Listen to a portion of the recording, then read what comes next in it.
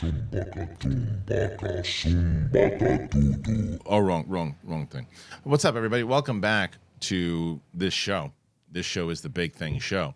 And today, it's a Capes and Cow's Big Thing spoiler-filled episode of Spider-Man Across the Spider-Verse. If you have not seen this movie, then you are doing yourself a disservice by watching this episode because you will be spoiled. However, if you're just one of those people that like spoilers, well, at least we told you. And that's why you're here.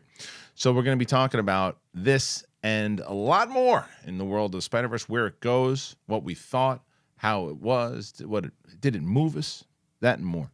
Subscribe to the channel, will you do? Show a little. Need to get to that 100K. I'd love to do it by September. Yeah, I'd like to do it by this year. And hopefully you guys help us do that.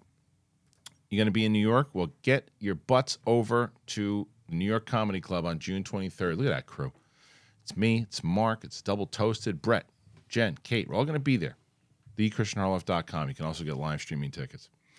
All right, let's do it, everybody. Let's get into the full spoilers for this. I'm excited about it. So are you. So let's do it. I'm ready. You're ready. Cool.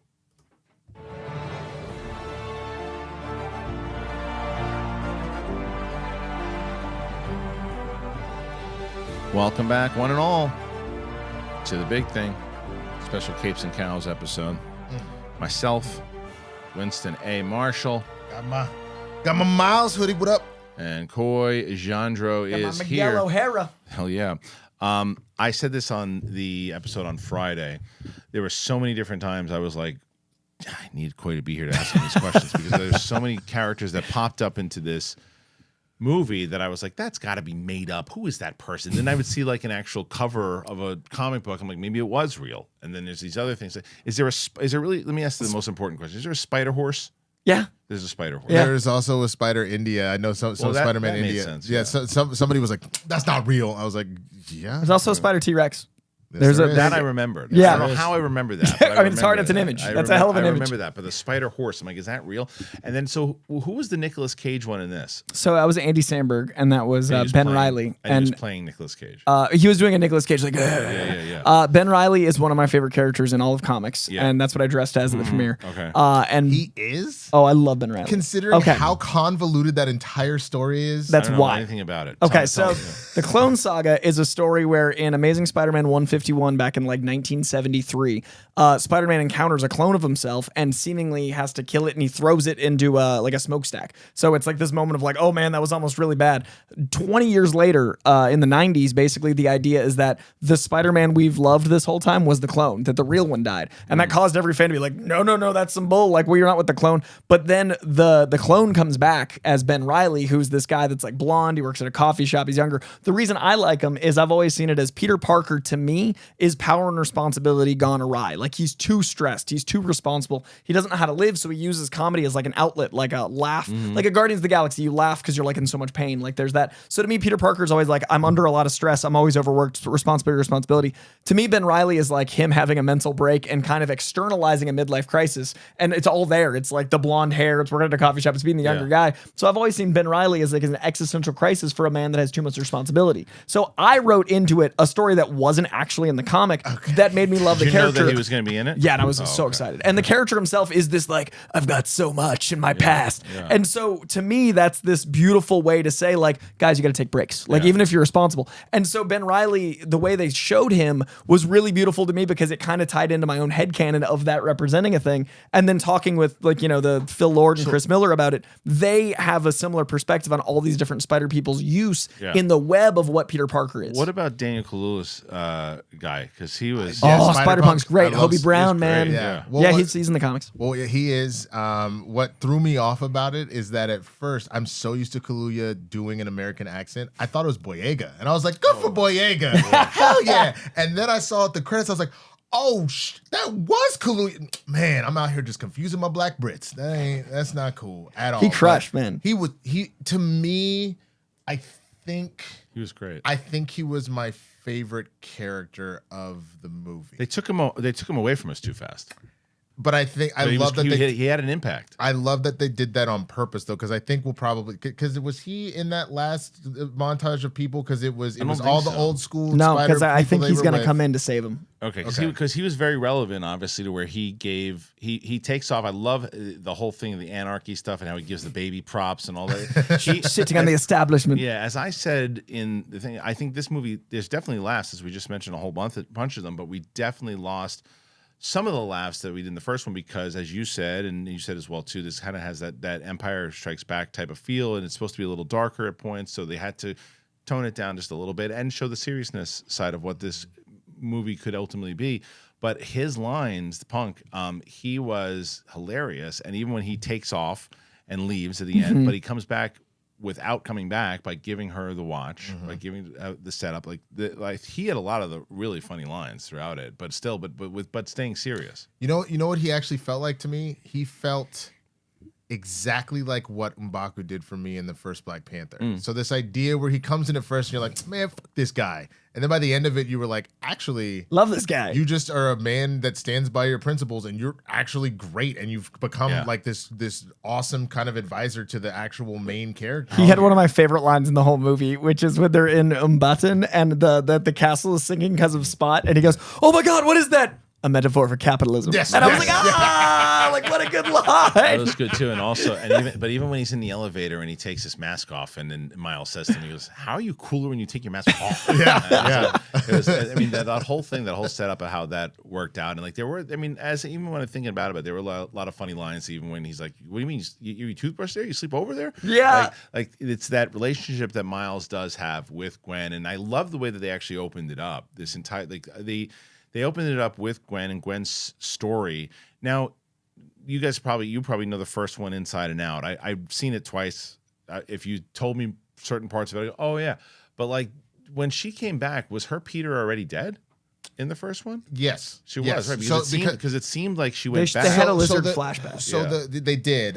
Do you remember the scene where Miles is freaking out because of his uncle dying? And they were all like, "We've all been there. Mine was my bed. Mine was my best friend in his room. Yeah, mine was my best friend." So right. So that's why the continuity seemed off in the second one. It seemed like she came home from the multiverse, and then that's what happened. The only slight continuity off a little bit, but they were kind of almost doing like here's a little bit of a flashback. Is that at the very end of Spider-Verse, the mid-credit scene, it was the same spot of Miles on his bed, and then Gwen being like, "Hey, Miles," and so but he's older now, right? So the continuity off was he was the same age that he was at in the first movie in that little mid-credit, whereas when they redid it here, he's grown out. Grown. She even brings it up. She's like, "You've grown." You know, that too. So that's the only continuity off. But well, so the continuity wasn't off when it came to the Peter Parker thing, because it seemed like it did. It seemed like in the first movie he'd already died. Right. And then it seemed like she went back. And then it happened. Yeah, because because she would have gone back and then kicked out by her. No. Because if I remember correct, because again, in the first one, that's when all of the time travel stuff was messed up. The Peter Parker thing was already dead when she got to Miles the first time. Well, it was the same thing here. Remember, it was Peter didn't die in that Vulture scene. That was just the scene that we got to let us know where we are in the present. She was giving us this is what happened to me, blah, blah, blah. Yeah, but she got kicked out of her house by her dad. Yeah, she already got kicked out of her house by her dad. She got kicked out of her house by her dad after the whole Vulture scene. Oh, right. Because Lizard had died, and then months of hunting down Spider-Woman. That's what we're both forgetting.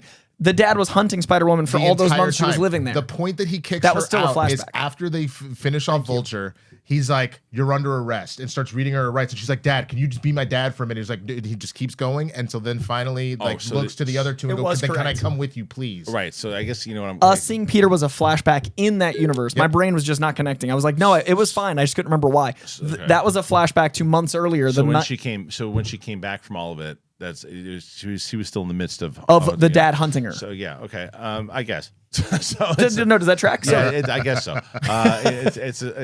What I will say is that as much as this thing could be confusing, they do a very good job. And I honestly, I don't want this to be a crap on the MCU episode, but I think they handle the multiverse so much better than the MCU is. MCU is so confusing, and you're like, who does what. That variant's the same. That one's different. That one's this. This, like, as many people as there were in this, because there's tons of Spider-Man that could have been like, that is just overwhelming. But they put them all in like an organization. Yeah. And it really worked that way. This did everything Multiverse of Madness should have. Yes. This Yes, did it did. this, and not only that, but the spoiler talk. It did something I didn't think would work, which is bring in live action So who was the Asian woman, by the way, when he goes from Venom. That was from That was Venom. the store. That was Miss Kim. Miss Kim Okay. from the Which is why Right. it's like, this isn't weird to you, and it's like, no, it's Okay. not. Right. Because I've seen And he grabs- I've seen Venom 1 and 2, but they've gone. Yeah. And he grabs venomized gum. The gum says venomized on Oh, it. does With- it? yeah, the spot. Okay. All right. Well, that makes so. But that's exactly right though. They put together their universe really, really well, where it all makes sense, and even like the thing, the Donald Glover stuff. Best cameo in the history of was- cinema. was fantastic. That was amazing. Okay, do you know fantastic. why it's even more fantastic? I think you're going to tell me. I have to. Okay, so Donald Glover, his campaign for Donald for Spider-Man is part of how Miles Morales exists. So Brian Michael Bendis credits Donald Glover as part of shaping Miles Morales in general in life existing. So Miles is in part because of Donald Glover. As a thank you, years later, Spider-Man Homecoming cast Donald Glover as Aaron Davis. He references his nephew being a kid, Yeah, I remember, and yeah, that is yeah. so he's playing the Prowler in that movie. They don't get to set him up to play the Prowler again until this movie where he is fully the Prowler. So not only does this cameo give us a sequel to Spider-Man Homecoming, giving us that, not only does it reference him looking knowingly at Miles, knowing that's what he almost was, but in real life, Donald Glover made an album called Because the Internet, which is one of the first metamodernist art pieces that does what Lord and Miller do with their style of comedy. So Lord and Miller are referencing metamodernism in a metamodernist film by casting him as a character he's based off, and he's playing his own uncle in canon while being in canon in the movie in 4 different ways. Breathe. It's amazing. Breathe. It's the best cameo of all time. Breathe.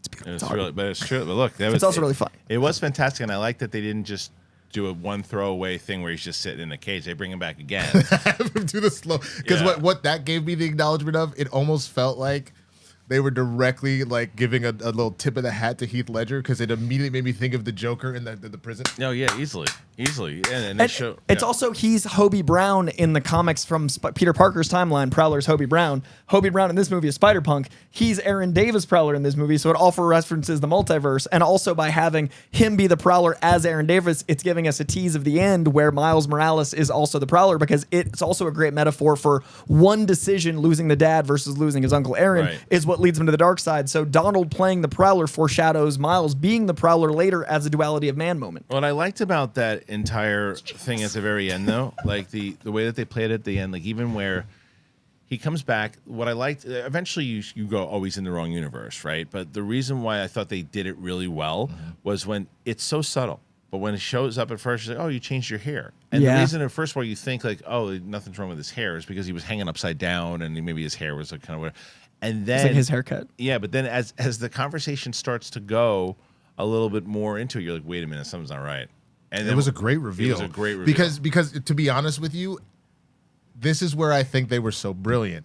There was just enough off. I felt like they gave the audience spider senses for that split Yeah. second. Yeah. Because that has always been what the whole Peter tingle, that's always been what it has been described as. It's like, it's not that you Something's know off. exactly what's happening, but something is off and Right. it's pointing you in the direction of what's wrong. My favorite is the color use. Did you notice his hoodie? Mm-hmm. So in the original continuity, in his universe, because he grabs the jacket off the floor in the new universe, so it's that universe's jacket. In our universe, he walks around upstairs with his dad's speech in a dark green, pretty much black jacket with a red hoodie. That's his outfit. He's red and black. When he picks up the jacket to hide his spider suit, it's the colors of Prowler. He's got a purple hoodie with that's green. interesting. So Did you when pick he that up right away? yeah, Oh. because I missed that. when he walks into the light, he's literally wearing Prowler colors.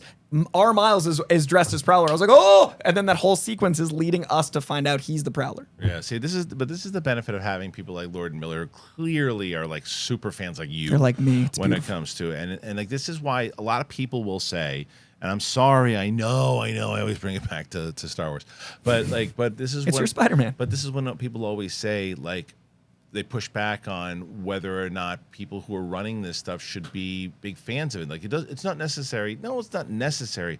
But man, it helps. I mean, does. look at Feige. Look at Lord and Miller now. Like Lord and Miller have just proven like if these guys are like uber nerds about this stuff. Dude, Phil Lord, I went to an early screening, and afterward, Phil and Chris stayed for an hour and talked to everybody about stuff. But it was really, really wonderful to see the different types of conversations. He was talking to people about like just the movies, talking about just Spider-Man. But then he and I got to have like the nerdy conversation he clearly doesn't get to have, because the excitement of those two guys going like, the artist we brought in, and he was able to teach them this, and we got this style. And one of my favorite things that Phil in particular told me that he loved was Rick Lee and Artie's style is really angular. The Spider-Man 2099 artist that I love.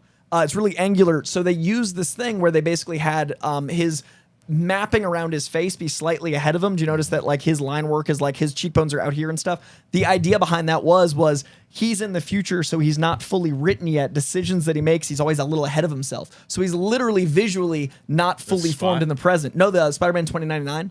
How his line, Miguel O'Hara. Oh, okay. So his cheekbones and everything, because he's in the future, so it's not fully complete, because decisions can change the present. And the art style represented that, and they hired the comic artist to make that. And I love that. I like Winston. We always, because we saw this trailer and we thought they gave away a lot. Turns out didn't really give away as much. No, because like that scene where Miguel has him on the train, I thought that was a giveaway to the ending. It was wrong. It seemed like, there was, okay, well, this guy clearly is going to be the bad guy, and he's not the bad guy. Jason Schwartzman is the bad guy, as Spot. Really, that's who that was. I was trying to figure out whose voice that was. Yeah. And because for the longest, and that's sometimes where VO can get you, because people have similar tone inflections. For a while, I was like, Ryan Reynolds is in this? And then, like, I was completely off. I'm out here thinking John Boyega in the movie. Right. I think Ryan Reynolds in the movie. Like, it's not even another multiverse. You saw a different movie. Yeah. Is Schwartzman also Canadian? Yeah. So there it is. I confused my Brits and I confused. I thought he was. Schwartzman's from here. Oh, I thought he was. I thought he was from the Coppola family. Really? He's part of the. He's Talia Shire's. Nicolas Cage is related to Schwartzman. Yeah, that's fascinating. He's a Shire. He's freaking Talia Shire's kid. Wow, blowing my mind, real time. Yeah. The spot though, I mean, you and I talked about the trailer. I didn't think it was too revealing. You thought at the time it was. At the time. And then we thought the spot was going to be like a B-level villain, which I love that they made that the commentary that led to his villainy. I thought the spot was one of the best upgrade villains ever. Yeah, no, that was to essentially make the Spot. Does he ever get that powerful? He doesn't become like an OGOP. Like he doesn't. Well, but for them to essentially, because you told me that originally it was supposed to be Mr. Negative was the villain. That's what I heard from. Well, to essentially make the Spot Mr. Negative and to fuse those characters together, I thought was pretty genius. Yeah, what I heard was like the video game bringing him in was going to be so Mr. Negative is this great character. I caught that. It was a super early rumor, but the rumor was since Mr. Negative did so well in the video game, they were going to try to incorporate the video game universe into the Spider-Verse and the animated. And I was like, that seems like an interesting idea. And then ironically, they do have the video game. Like my buddy Yuri is in this as, the Insomniac video game. Okay. So I do think there's going to be elements in the third film of bringing in more like video game Insomniac plus live action. Plus I think we get Tom Holland. I think they very consciously saved those things. And I think if they had done Mr. Negative instead, it wouldn't have worked because we would have been waiting for that. Mm-hmm. So I think the Spot decision was better, and then they made him a way better character. You got references of all three of the live action Spider-Man. You got reference to that kid and Doctor Strange. 1999. You got that reference right off the bat, and you saw that in the trailer. You saw Andrew Garfield in live action with the kind of whatever that little hologram, whatever the hell that was. With Stacy after, And then you had obviously the Tobey Maguire that they showed as well too. So there were so many ways to throw it in, and that was someone had asked me.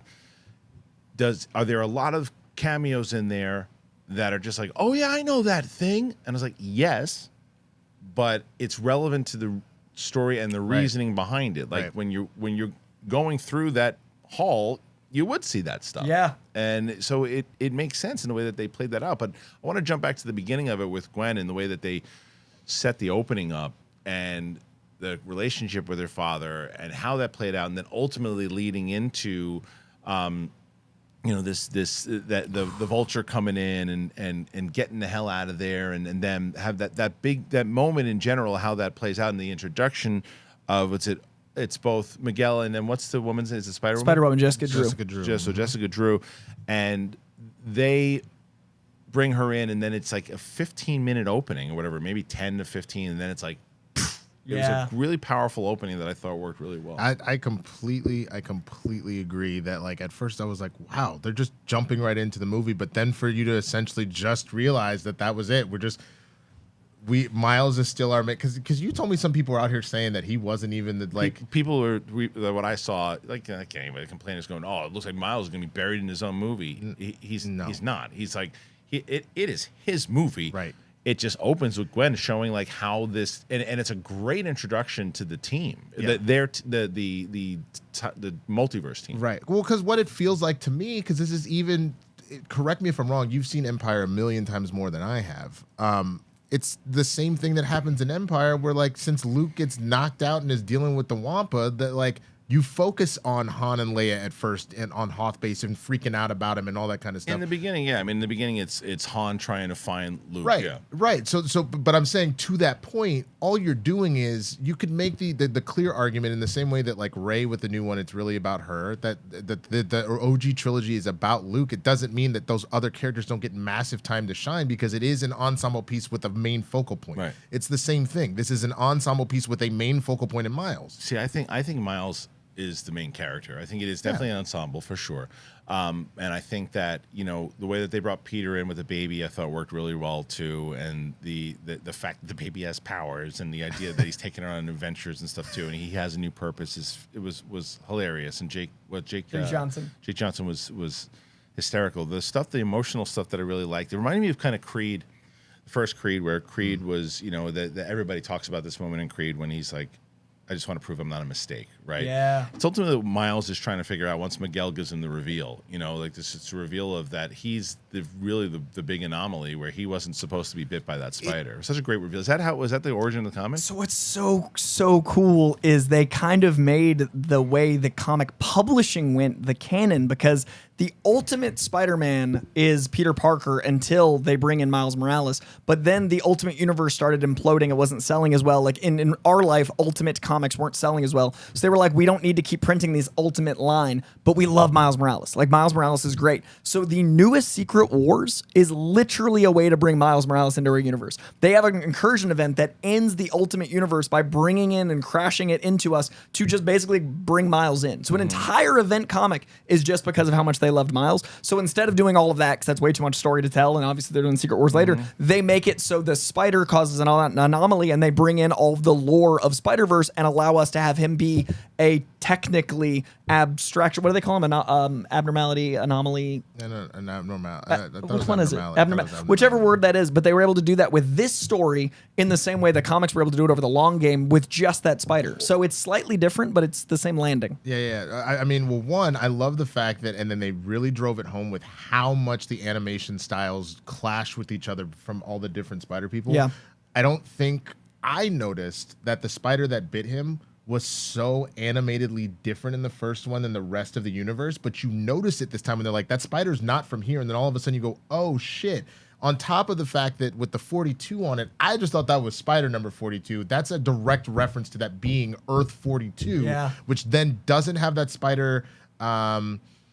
Is that spider the one that it was supposed to have bitten Peter Parker? It was supposed to have bitten that universe's Peter Parker. Okay. And then our Miles' universe's Peter Parker is Chris Pine, blonde Spider-Man. Supposed to stay alive, and because he saved Miles, he ended up dying. So all of that, which is wild, but I think the thing that specifically drives it home for me, it's absolutely beautiful. It's a fun ride. The action's great. I think it's the two main themes. You brought up the first one about this idea of being a mistake, because everybody has that kind of mentality.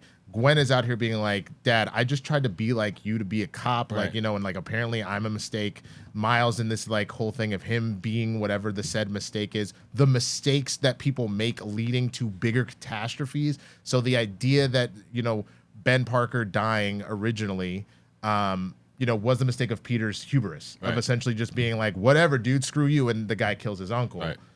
It's how those mistakes actually make you who you are. And so they start touching on that and specifically about like, nah, these canon events that are mistakes that hurt have to happen in order for life to go forward as it is. So this idea of playing with that and then just really playing with parentage, I'm sure as a parent, you must have been eating this up, because Gwen Stacy with her dad, Miles' relationship with both his parents, specifically his dad, but his parents, but also Uncle Aaron, Right. And that kind of back and forth, his relationship with Peter and how he raised him to be the Spider-Man that he is. Miguel freaking out about like, well, I'm gonna go be with my daughter, but how that imploded an entire universe. They really drove that home over and over again. And that's why I was so hooked in.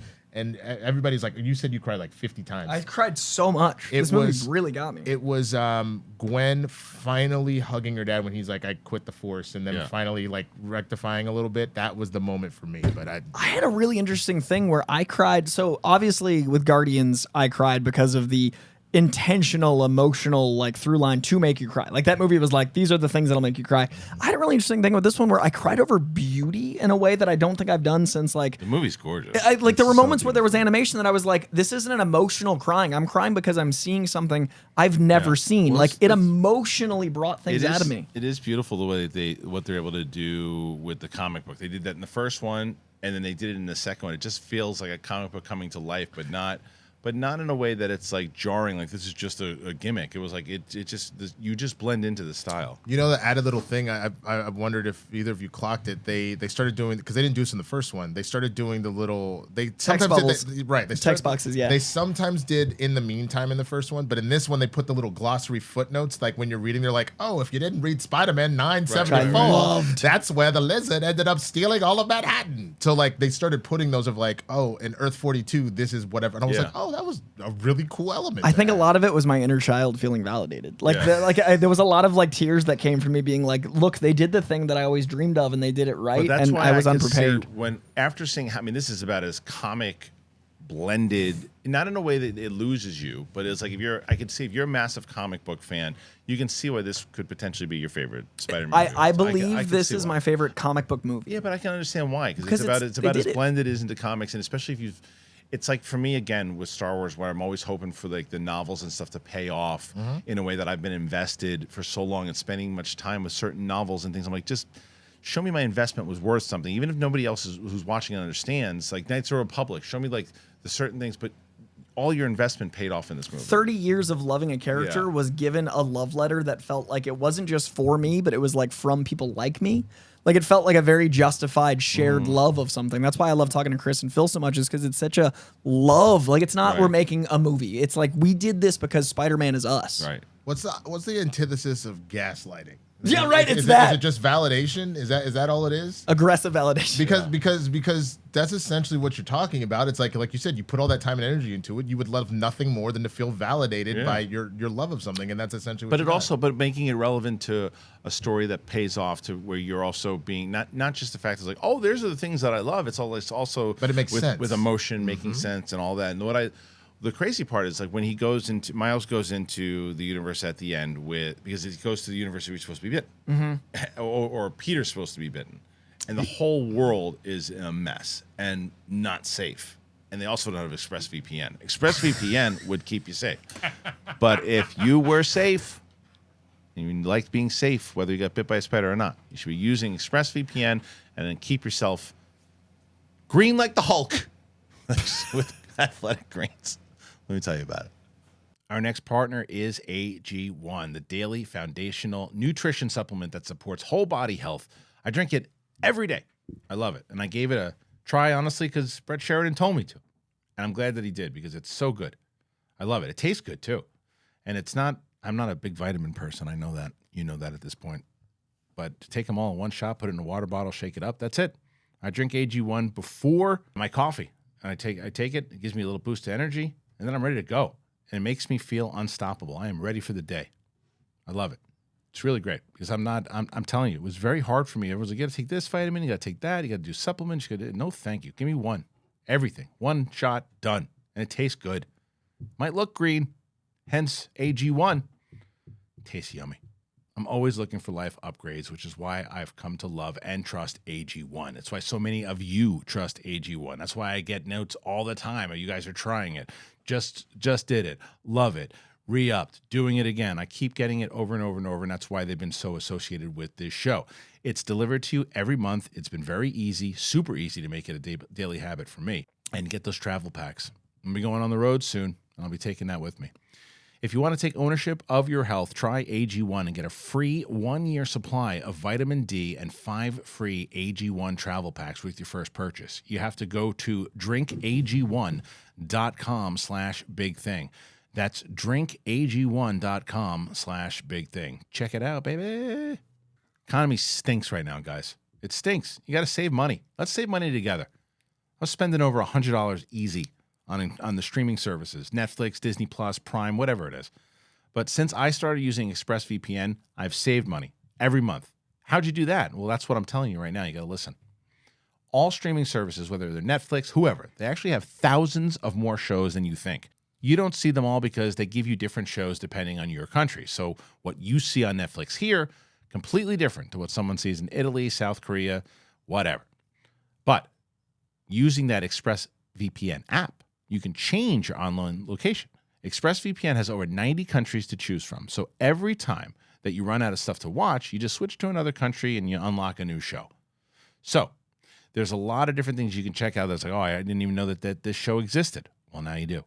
And on top of that, you can even use ExpressVPN to get discounts. Some services cost less in other countries. For example, if you buy Netflix from Argentina, it costs a fraction of the price. At less than $7 a month, ExpressVPN pays for itself and so much more. It's a no-brainer if you want to get way more shows and save money while you're doing it.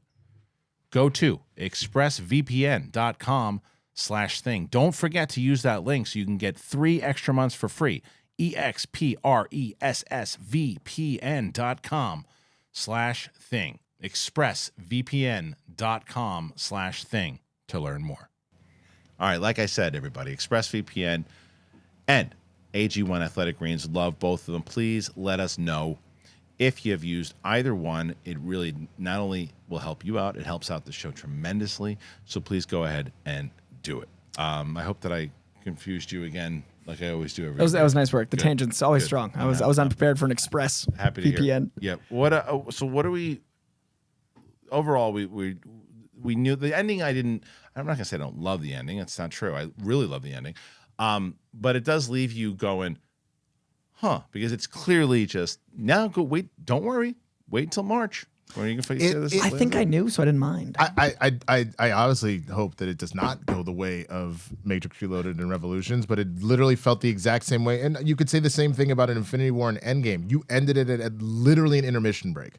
Like they're independent movies for sure, but you just wrote it for essentially a 6 to 9 month intermission break. But clearly the movie is already done or almost done. Oh, it's gotta be close to them. Yeah, Sure.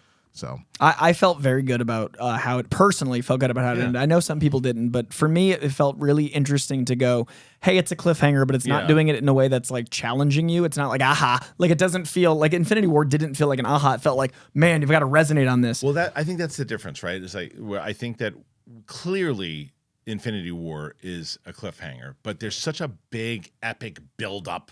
By the time you get to that moment and all these things, it looks like it could be the ending, and then it's not the ending. It's not even close to the ending. That's why that cliffhanger is like, well, this one's just like, there's a big reveal. There's a big reveal, obviously, that Miles is the Prowler and that he's going to need help, and that Gwen has this great conversation with his parents, which was amazing, and their relationship in general, and the fact that now they have to kind of team up to find him. There's things that they're setting up, and that's why I could see why you guys would equate it to Empire, for sure. But there was something. It just like I don't know. Maybe it wasn't as epic. I see. For me, is this what epic is now? This is it's a little bit of the Bully Maguire dance. You look like an old white man trying to dab. Like epic. I never thought I'd see Kristian Harloff crank that Soldier Boy, and I just did. It felt. It felt. I mean, for me, it felt very. Hot as gone. He is in Boba's clutches. Yeah. He's gone off to the huts, and Luke and Lando and Leia have got the crew together. We're gonna go bail him out. That's exactly what it felt like, because he's tied to the bag. You find out, other Miles is Prowler, and then you see the reveal of Gwen with all the original Spider crew plus a couple homies. Like you're like, okay, like it felt big to me. It felt like Luke got his hand. We're on the Millennium There's Falcon. stakes. Oh, there's definitely stakes. There's no doubt about it. I mean, and it's so funny because I'm normally like my thing is that it wasn't the formulaic thing that I usually have a problem with, which is let's build up some character, let's build up some emotion, then we need to spend a lot of money on a big huge ending. Yeah. So let's do it. And this didn't, and I didn't dislike the ending. I was just kind of like, oh, it's over.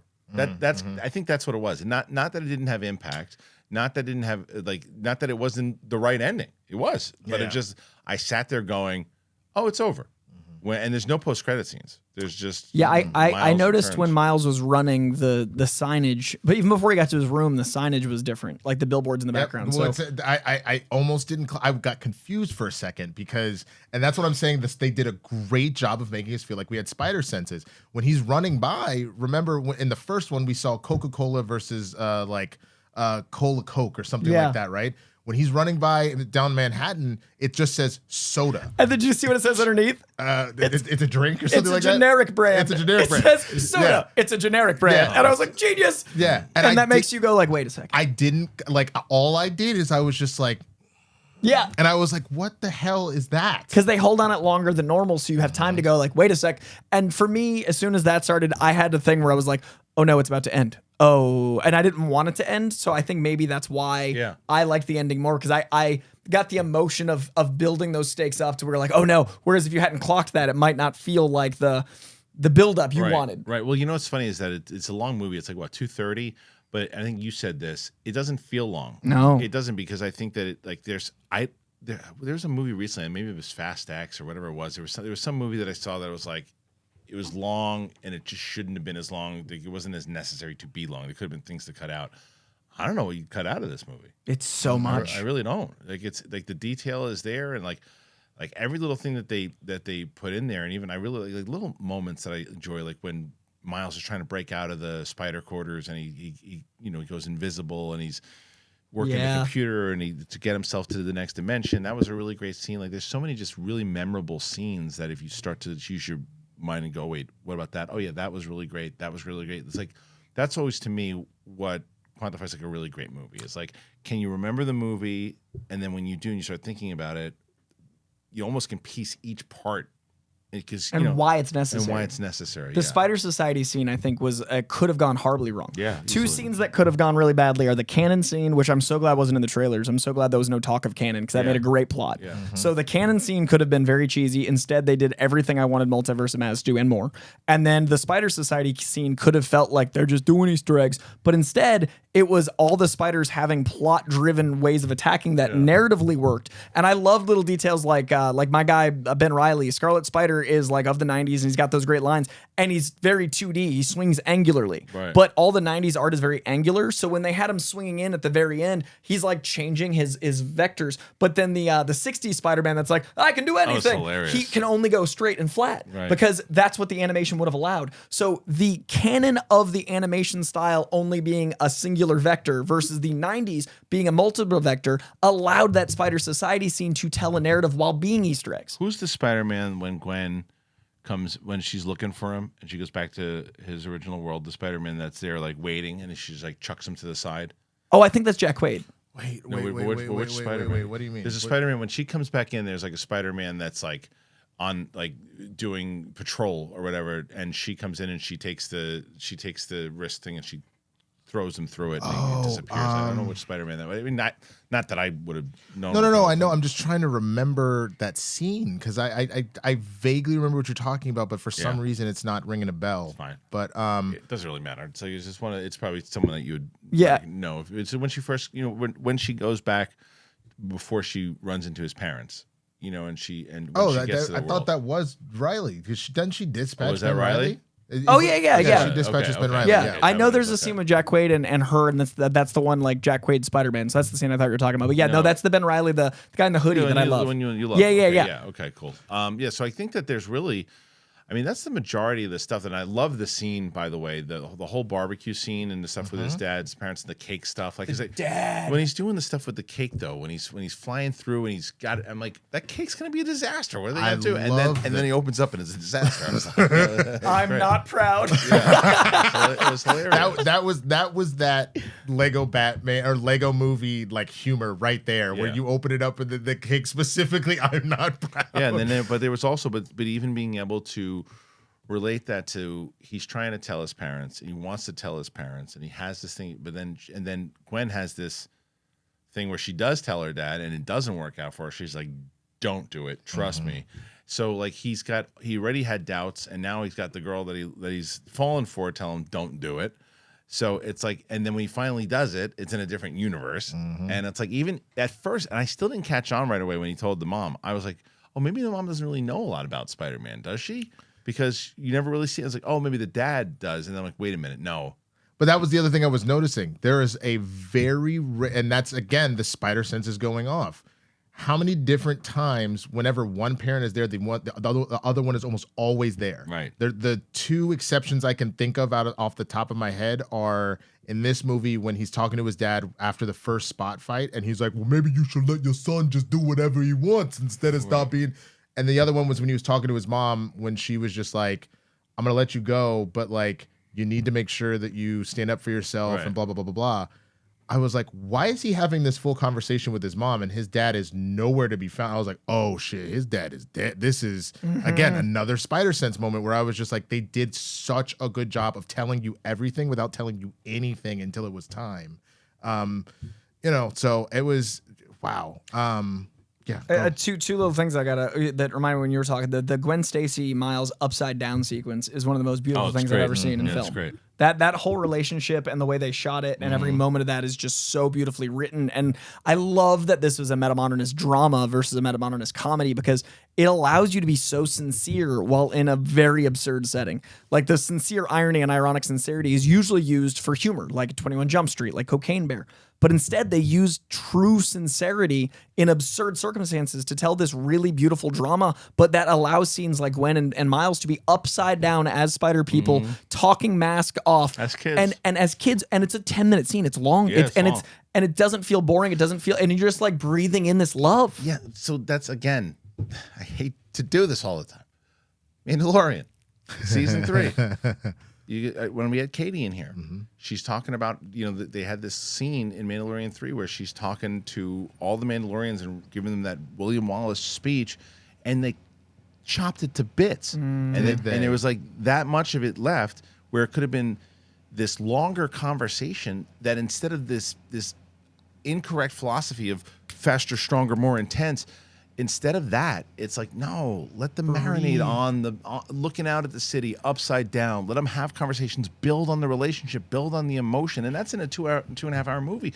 Add it for another 5 minutes in a freaking television show. That's what's confusing. You had a full, 10 episode season, like that, and you couldn't let that breathe? It's because of this, I think, again, I don't want to make this a Star Wars show, but I think it's also this, in television, they think you have to go to that animated kind of faster, stronger, more intense, the George Lucas way of things, and it does not work for television. That's why Andor worked. It's why Andor worked. Andor's it marinated. And week to week, episode to episode, you wanted to go, okay, I need to catch up on my breath because of tension, not because of action. The tension is what you need to recover from. But that scene that you're talking about is it could have been a quick scene, upside down, real quick, and that's it. But they let it build because people traditionally will think of an animated film and go, animated films are like an hour and a half.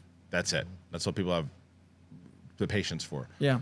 But it just goes to show you that if you put a good story together and develop characters the right way, you can make it as long as you want. Because like I said, I was watching this movie and only reason I knew it was long is because I looked at my clock afterwards and people had told me it was long, but it didn't feel long. I never felt like I was watching a really long movie. Right. No, I completely agree. And I think this is why I started having that conversation about this getting a Best Picture nomination. I think we've talked about some of the other themes about the parental child or protege mentor relationships. We talked about this idea of your mistakes can actually lead to stuff. But I also think they really touch on this idea of the canon event. No, this is how it has to be. This is how it's always been. You just need to deal with it. Otherwise, everything's going to fall apart. And there were little nods to things. There's little Easter eggs. I'm not going to bring it up. Some of them have a political tone to them. I don't want to get into that right now. But there is this moment, at least with that theme, of like, Miles is the one that is not just going to stand still and like, this is a tradition, this is what it's supposed to be, and whatever. He's the one that is the quote unquote major mistake. but he's also the evolution. If you notice, he takes on the entirety of the Spider-Verse essentially by himself in his escape and is able to pull it off, and he wasn't even supposed to be there. So this idea that we can all grow and evolve, and that's actually how we become the best that we possibly can, instead of just being like, I am stuck where I'm at. Right. And this is what it has to this is a question for both of you guys. Then is this how the third one is gonna? Because why did the spider bite Miles, right? And then this anomaly happens, and then these other anomalies happen through Miles, and the universes don't crash upon themselves in the way that it did with Miguel. Because when Miguel... think TVA. So that's what the whole Spider-Verse army squad is at this point. The same way that TVA goes in and just starts pruning things. That's why they show up, get Da Vinci Vulture, lock him up, and send him back. It's there. It doesn't crash because they keep catching these things before they get out of hand. But why did it crash? So it was crashing in the first one, and that's when the collider opened up, and that was causing a giant implosion, and that's why Miguel hates Miles the whole first act, because he's like, you caused this giant hole that started me having to do this. Like, he's repairing all those holes. No, what I'm saying is... Why didn't the universe implode when it bit him? No. So part one, yes, but the question is, Miguel tells this whole story about how he went back to replace the Miguel that died, and so he could have a family. And he did, but in doing so, that whole universe imploded. What he was implying with that, and that's why they were showing the sequences of him with the daughter, is that the longer those incursions go, it's just creating more and more things just unraveling. So I guess what you're asking is, why is it that because Miles has now been bitten, why hasn't his universe imploded yet? I think essentially kind of what's going on there is he was affecting too much at that point, is kind of what they were getting at. Miles. I'm trying to remember what did he specifically do that unraveled the universe? He took over the body of the Miguel of his universe and was raising a daughter as his own and was trying to save everyone. But there was already, my headcanon for that is, in that universe there was already another Spider-Man, and it was our Peter B. Parker. Because remember, he's like, you were there. In my headcanon, once Peter Parker dies, that universe still needs a Spider-Man. So Spider-Man is just Spider-Man. So Miles doesn't cause as much change because he's doing what Spider-Man would be doing. Do you know what I mean? Like but I just don't understand why it would implode in one place. Because there were, in that universe, there would be two Spider-Mans. There'd be a Spider-Man 2099 and a Peter Parker Spider-Man. Whereas in Miles' universe, once he's bit, the other Spider-Man dies, and then he just takes over doing whatever Spider-Man would have done. So it's like a swap because Chris Pine's gone. Chris Pine dies. Had Chris Pine not died, then it would have imploded like 2099. That's what I was thinking. But that actually makes it. It's not that that Miguel went to a Peter universe. He went to a Miguel universe, but that Spider-Man was supposed to be dead. Yes, because then it would have been Peter. That you needed a Spider. I see what you're saying. You needed a Spider-Man in 1610, and the one that our Miles is from. Yeah. So he just filled in where Peter is gone, whereas there was not even supposed to be one in that universe at all. Right. And then Miles' universe, that's missing a Peter altogether, because that's why it's still there and stable. Wait, but wasn't supposed to be one? No, in Miles' universe, that was supposed to be Peter Parker that got bit. Right. But I'm saying, like, since there wasn't double Spider-Man, that universe didn't implode. It had no Spider-Man, which is why New York's on fire.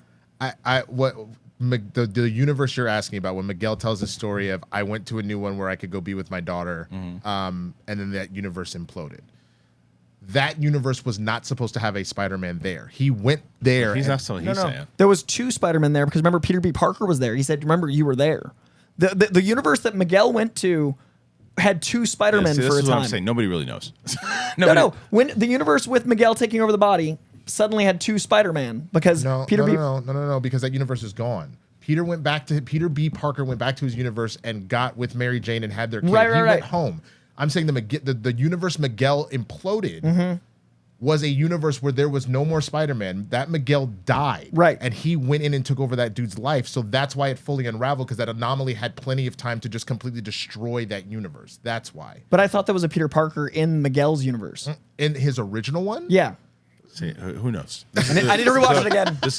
That's my point. Nobody knows. That was like 7 minutes of getting us back to the same neighborhood. Nobody knows what the hell it is. So nobody really has a real. I mean, look, maybe that's an answer for you guys. Like, if you know why, watch it again. Exactly, to see it again. If you knew why Miguel, his whole universe imploded, but Miles didn't. And my initial thing was, maybe we'll learn in the third movie why that is. I don't know. Call your buddies up. When we go Lord Beyond the Miller. Spider-Verse. Yeah, let them know. Yeah, I think that when that comes out in March, that'll be a nice like amount of time to have a beautiful full arcing story, and I really want to like have those press conversations of like the journey of the three. For sure. And I think Spot surprised us all. I really didn't expect him to be that great. I liked the way that he went from being a bumbling moron to like trying to take an ATM machine. Yeah. And I love that line of like, why do people call it an ATM machine? It literally says machine is the M. And then that mirroring with Peter Parker India, where he's like the chai tea, the redundancy. I love that. I love that Spider-Man hate redundancy. It's that. Well, plus, and I also love that they brought the attention to when Peter Parker says to Miguel, he's like, "You're literally the only Spider-Man that doesn't have any humor." Yeah, like, which is true in the comics too, which I loved. Yeah. So, anything else that we're leaving out of this one? Spot, score. The score was amazing. The score was so good. I was pissed that because of the screening and when it was that I didn't get to go listen to the soundtrack. The sound, not just the scoring, the soundtrack is insane. Yeah, it's really good. And it was produced by Metro Boomin, so it gave me the same vibes that when Kendrick produced the original Black Panther soundtrack. Same thing where I'm just like, this is a fully comprehensive piece that's just going to be amazing to listen to over and over again. Yeah. I'm so glad Miguel wasn't the villain. I'm so glad he served exactly the purpose of having to make the trolley problem work. Like this whole movie's the trolley problem. Like you have to kill one person or kill all these people on the train, he's and fighting he's for in that what spot. he believes is right. Yeah, and not in a way that a villain does. It's in a way that he just, it's like we've all had that boss or anybody too, who just not necessarily not a bad person, just like. They have the by the book way that they do things with no mindset to say no. It could be different. It's got to open up my mind a little bit more and do this. And I think that he's probably going to come around in the next one. But sure. Oscar Isaac was great in that role. But that's it, man. That's the overall spoiler episode for Across the Spider-Verse. What were you guys' thoughts? Like any theories that you have? Where's it going to go? Did you like the ending? Did you love the ending? Did you think in general that this was?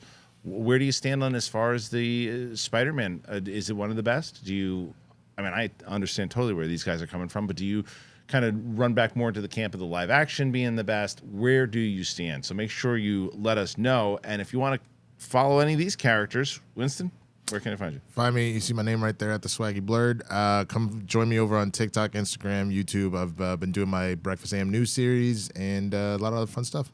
You find me on TikTok, Instagram, and YouTube at Coy Jandreau. The tip of the iceberg of all the Spider-Man coverage I'm going to be doing, including a video just on that Donald Glover cameo, because I only gave like half of my madness, and they understandably told me to calm down. Sorry if I talked too much this episode of this movie so much. All right. So anyway, guys, thank you so much. Really appreciate you. Hit that button if you haven't done it already.